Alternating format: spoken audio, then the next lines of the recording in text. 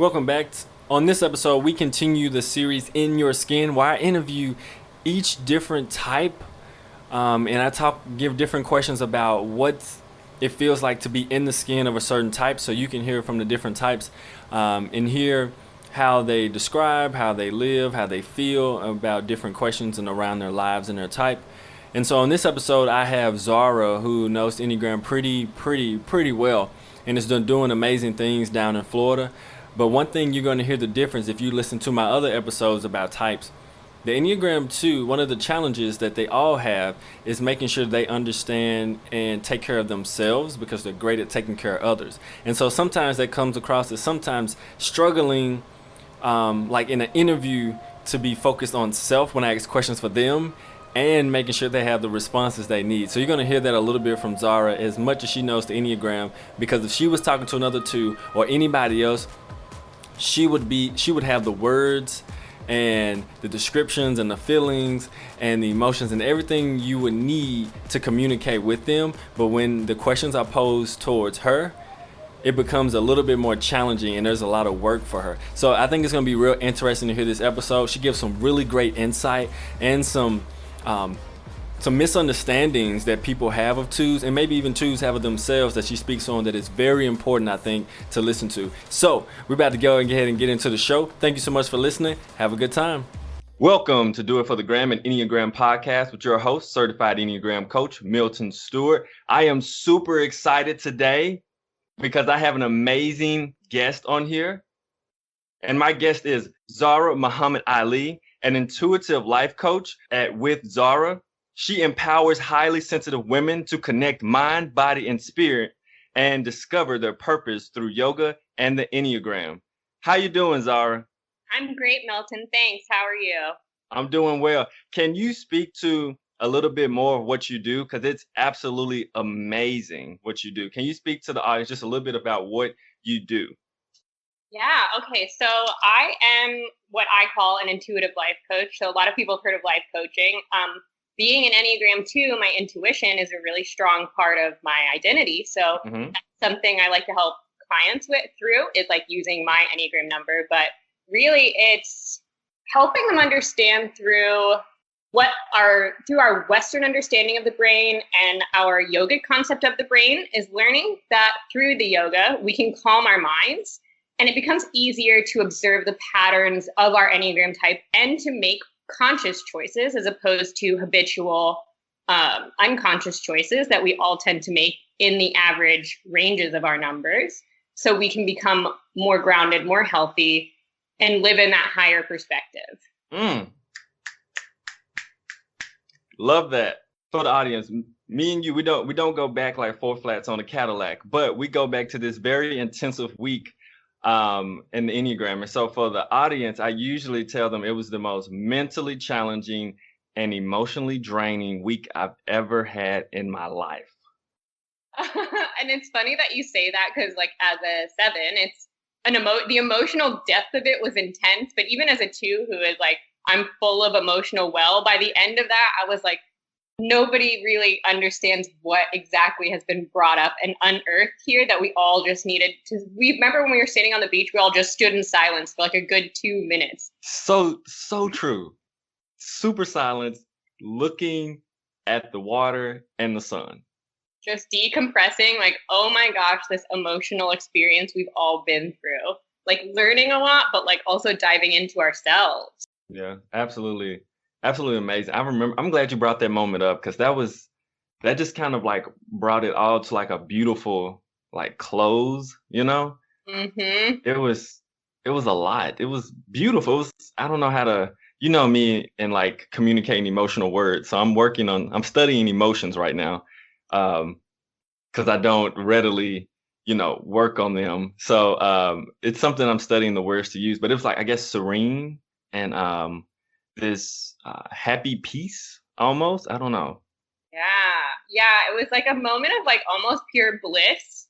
Yeah, I agree. So we'll go ahead and get into this. All right, so Ginger always says that our teacher, and I'm pretty sure the audience has probably heard me mention Ginger before, she says that you don't find the Enneagram finds you. So how did the Enneagram find you?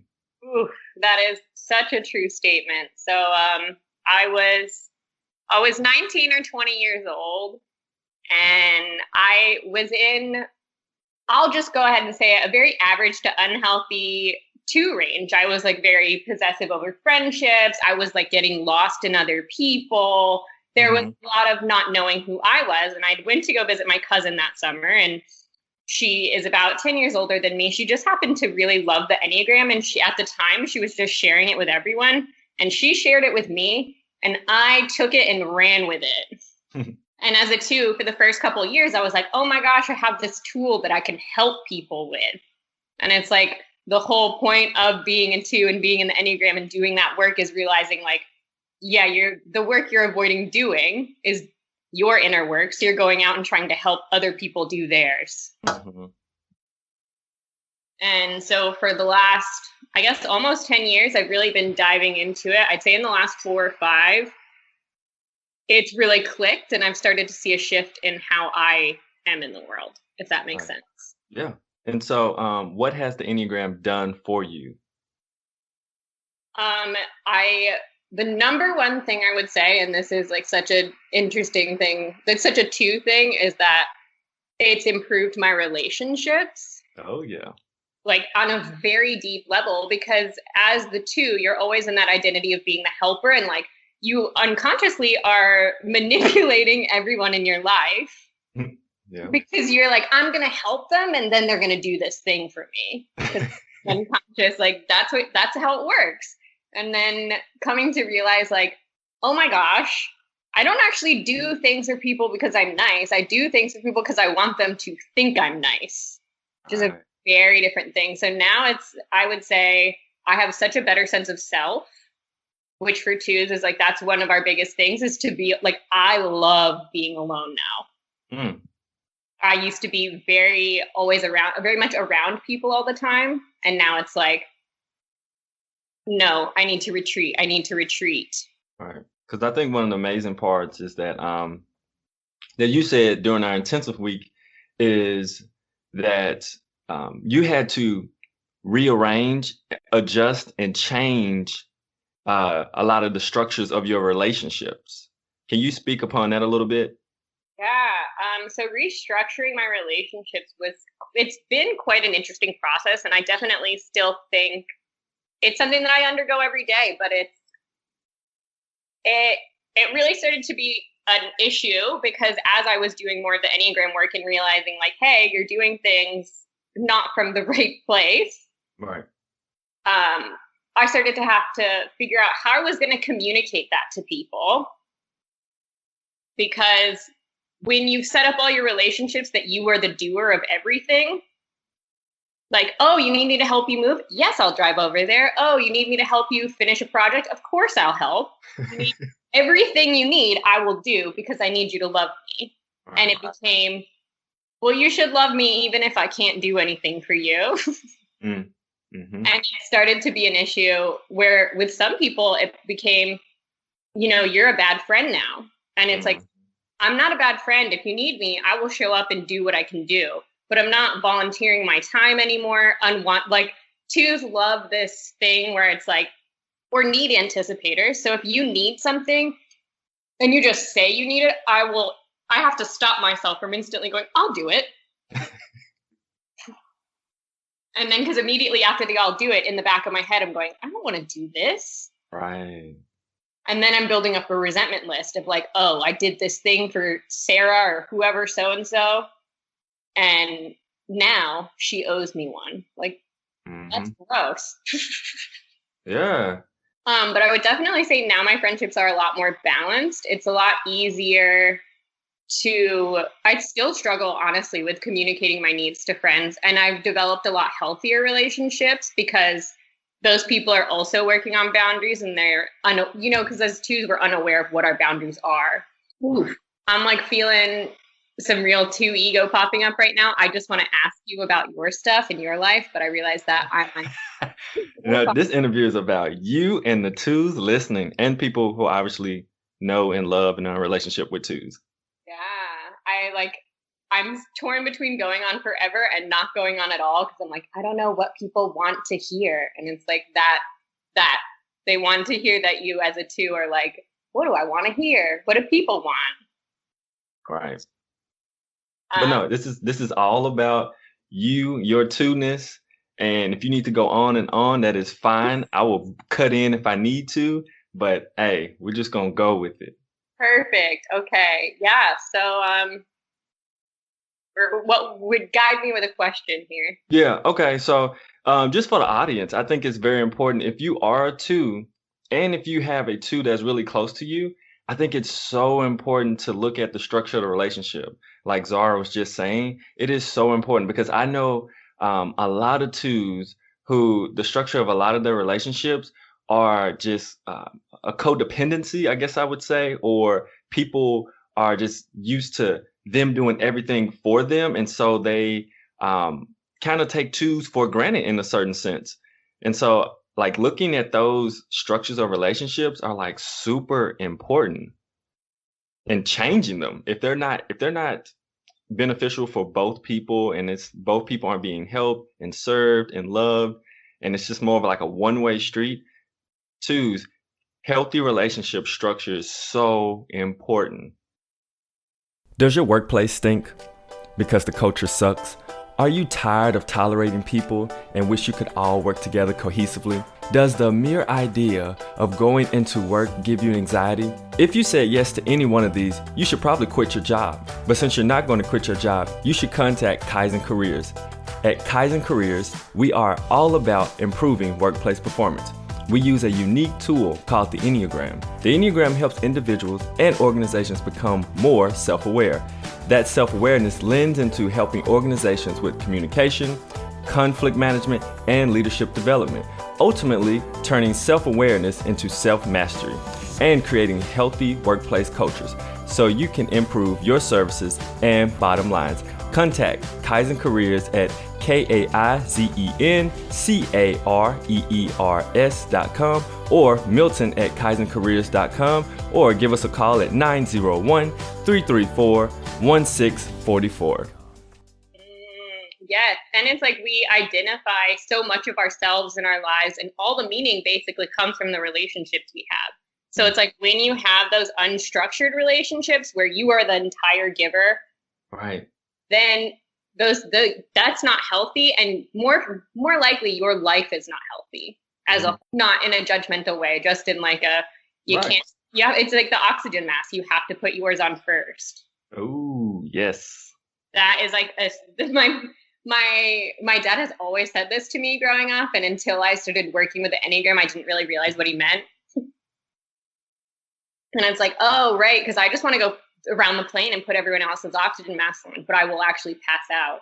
Right. No, you're right.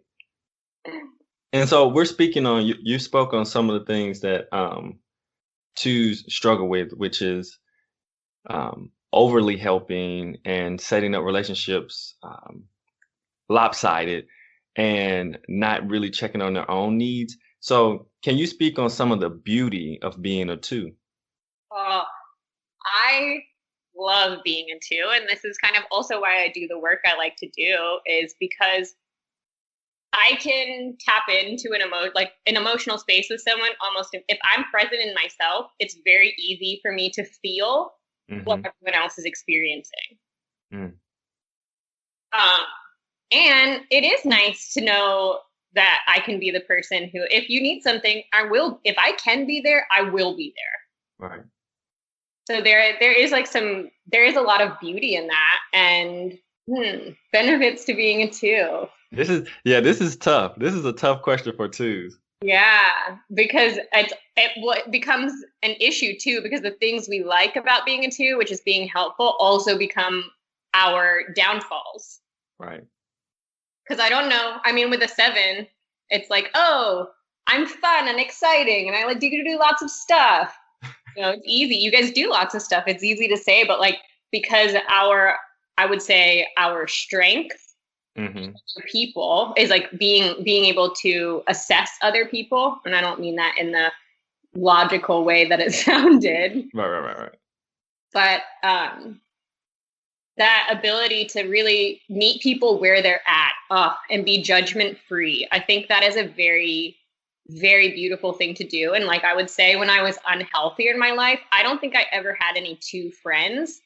Obviously, because how can two average to unhealthy twos be friends? Because all they want to do is give to each other. It's very stressful. Right. But now that I'm a healthier version of myself, it's fascinating because I love having relationships with other twos, because we literally can gripe about the not being appreciated, but at the same time, like, I have one two friend and our conversations are like, oh my gosh, you are so amazing, I love you, I am so appreciative of you, you do so much for me. Yeah. So it's like, really just it, and I don't mean it a little bit feeds the ego, but it gives us what we need to feel appreciated and seen in a relationship. Mm-hmm. And I think that's amazing about twos. I don't think every type obviously knows how to love and can learn how to love people better. But I don't think any type, especially when a two is healthy, knows how to naturally love people intimately in a way that truly builds them up. I'm talking about when a two is like present and they are healthy. I don't think anyone knows necessarily at a natural state just how well to love somebody in order to build them up, to make them feel welcome, to make them feel whole, complete. I don't think there's another type that it's instinctual, And that's what it is. Instinctual is a great word for it, because it makes me, I feel like it's kind of a jerk saying it, because it's like, but it's really easy to love people and very intuitive to me when I'm present in myself. Like, I don't have to think about how I can help you. I'm naturally just able to like feel into what you need and do it. Mm-hmm. Which is like, it's beautiful. Ooh. No, it really is. And I think on top of that too, something that I think goes overlooked with twos, which is another beauty, is how hard twos work. Like, oh my goodness, because of all of the helping, the good or bad side of it, the healthy or unhealthy side, like twos work really hard, like, and they work a lot. Oh, yeah. Well, and I think that's why, and I don't mean it, like, I'm going to say this a million times, I don't mean it in like an egotistical, but twos are kind of like the unsung heroes of the Enneagram. And I don't mean it in like twos are better than anyone else, but it's that when we're in a group of people, we're doing the work of gauging everyone's emotional state. Is everyone feeling comfortable? And it's like, if someone in a group is feeling uncomfortable, I can almost like, my eyes are drawn to them and I can just be like, hey, hey, blah, blah, blah, blah. And then at that point they're calm and comfortable and I can ease off them. Right. And that's like, nobody notices that work. And of course you are kind of a jerk if you're calling it out and being like, remember that time that Milton was sitting in the corner and I made him feel nice? I gauged his emotional state. And most of the time we're not aware we're doing that either, because it's like you were saying, it's our instinctual response. Mm-hmm. Gift. Yeah. And that's what makes it hard to restructure. And that's what also made it really hard to restructure friendships, is because how do you express to people like, I do so much work you aren't unaware of? Because that is like the resentment laundry list builds. And then you start rattling off like, remember that time I helped you move? I'm going to say helped you move a lot because I've done a lot of moving in my life. Right.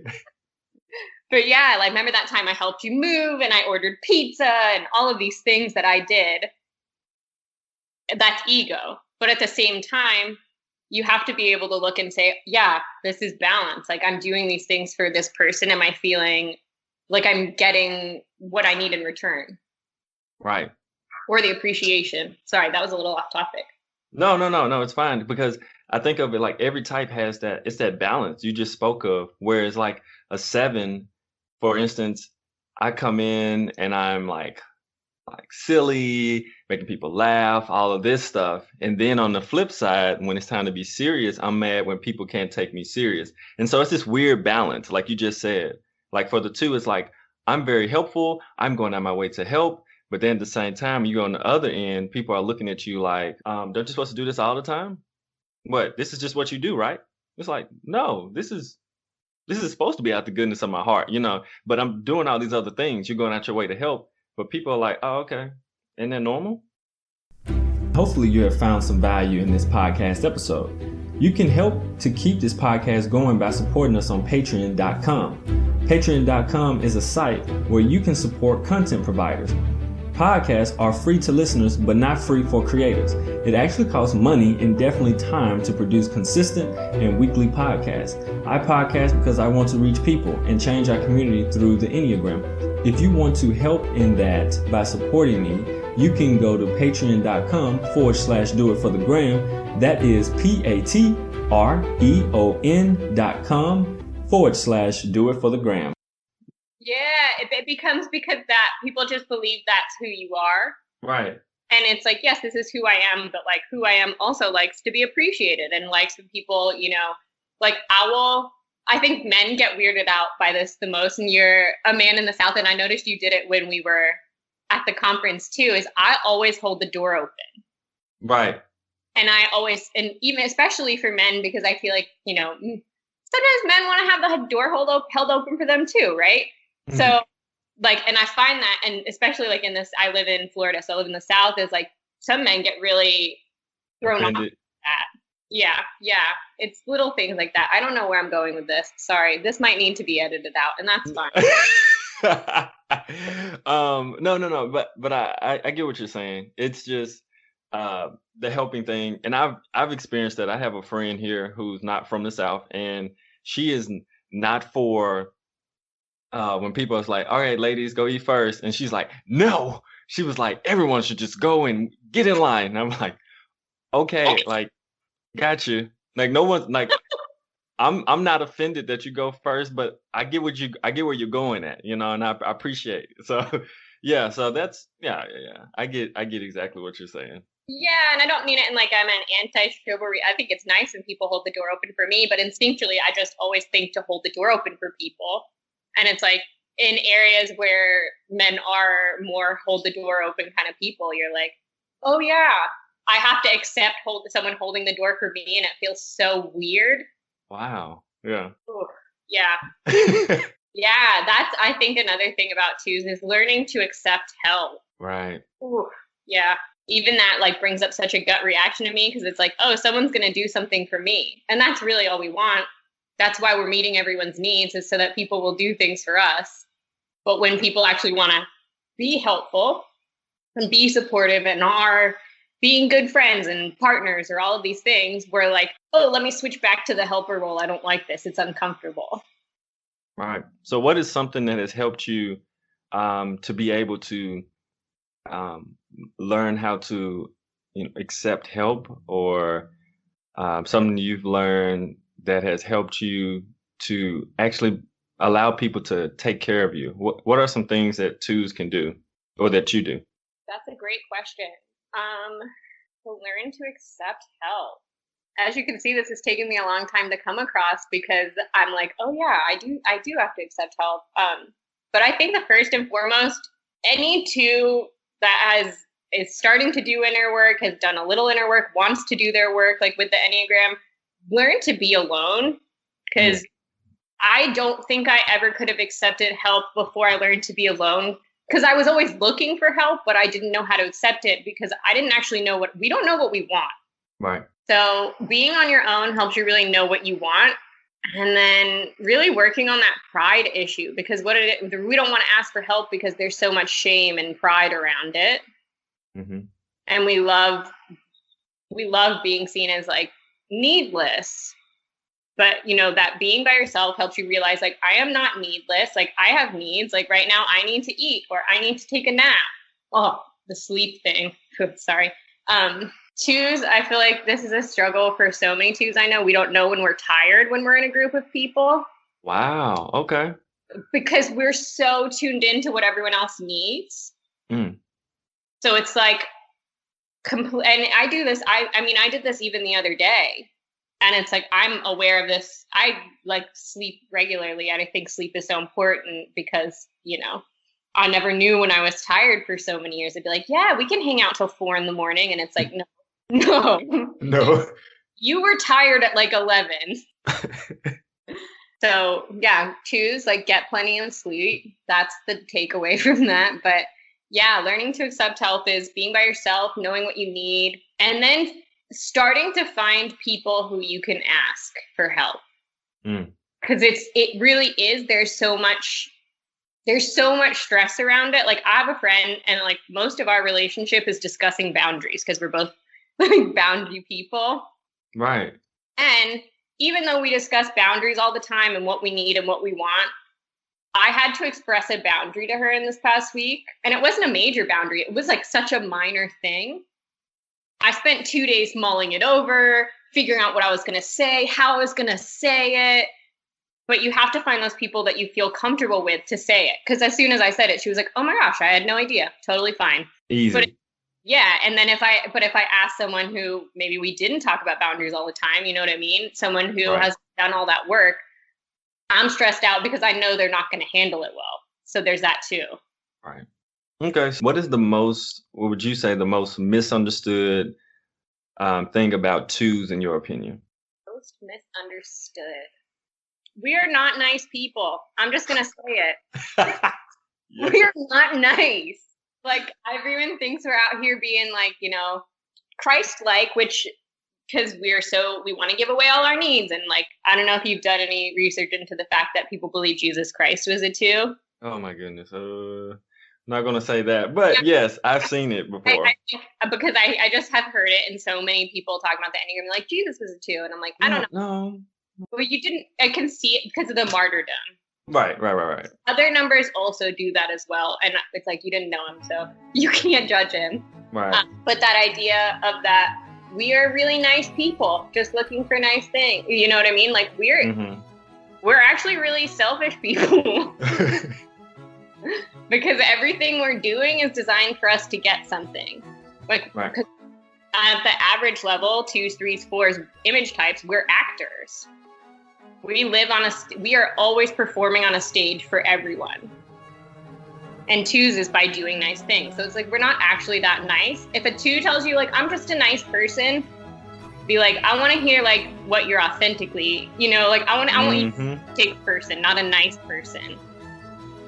Because that's one of the things I've had to let go about myself is I used to be like, oh, but I'm so nice. I'm so nice. And it's like, are you? And it's like, now I'm like, no, I'm an authentic person. Like I'm a good There we go. And I'm an authentic person. But I don't like nice is nice for twos. When twos are nice people, they have no boundaries probably. On this quick break, I just want to tell you a little bit about the event I have coming up that I'm super excited about. Enneagram 901 presents Intro to the Enneagram. It's my first public community event that I'm having. I'm creating an environment and a community around the Enneagram in Memphis that has not been done. And so if you're in the Memphis area and you want to come and learn more about the Enneagram and also meet and connect with other people in the community around the Enneagram, please come out May 2nd at 6 p.m. at Lunchpad in Memphis. And if you're not in the Memphis area, I will be putting this on Facebook and Instagram live. One of my mentees is a pro at doing all that stuff, so I'm going to let him lead the way on that. And so you can also watch from there as well. Anything else, I'll just be excited to hear from you. So you have anything else you want to, like any other words of wisdom you want to close it out with before I just close it all out? I don't know if this is words of wisdom, but if there are any twos out there listening, and if you find yourself falling into reactive states, be by yourself. Learn to be by yourself as a two. Sleep. No, not really. I wish I had something beautiful and wise to say, but no, that right there is super perfect because everything else you talk about comes more aligned when twos have time to be with themselves. Boundaries, relationship structures, knowing what you actually want out of life, that comes from what you just said, like actually taking time to be with self. And stop with the codependency, man. Is, I call myself, I always say I'm a recovering codependent because I could easily fall back into that trap. You know what I mean? Because it's like, if I just let go and stuff. So as a 2, be always aware of falling into codependent stuff. And yeah, being by yourself is beautiful and wonderful. And you're actually probably a really authentic, great person if you just spent some time with yourself. Love that. So Zahra, go ahead and let the audience know where they can meet you, not where they can meet you, where they could find you on social media and your businesses and everything you're doing. Okay. Well, you cannot meet me in person. I'm probably not going to give my address away if you really don't. You can find me on Instagram first, and we can talk about it at with Zahra _. So my name is spelled Zahra. If you are interested in getting to know more about my coaching programs, you can check out my website, which is withzahra.com. And if you are very curious to see how my personal journey is going, I have my writing Instagram and website at From Zahra. So yeah, options to check me out. Super awesome. Thank you so much, Zahra, for being on the show.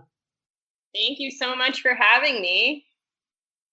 Yes. All right. So just wrapping it up, for anyone who are also looking to in the Memphis area to get coaching or consulting work through the Enneagram, if you're not going with Zahra, you can also go with Milton at kaizencareers.com. That's kaizencareers.com, where you can find it on online. And then also you can go to doitforthegrampodcast.com. If you subscribe, there is a free Enneagram tool gift there for you.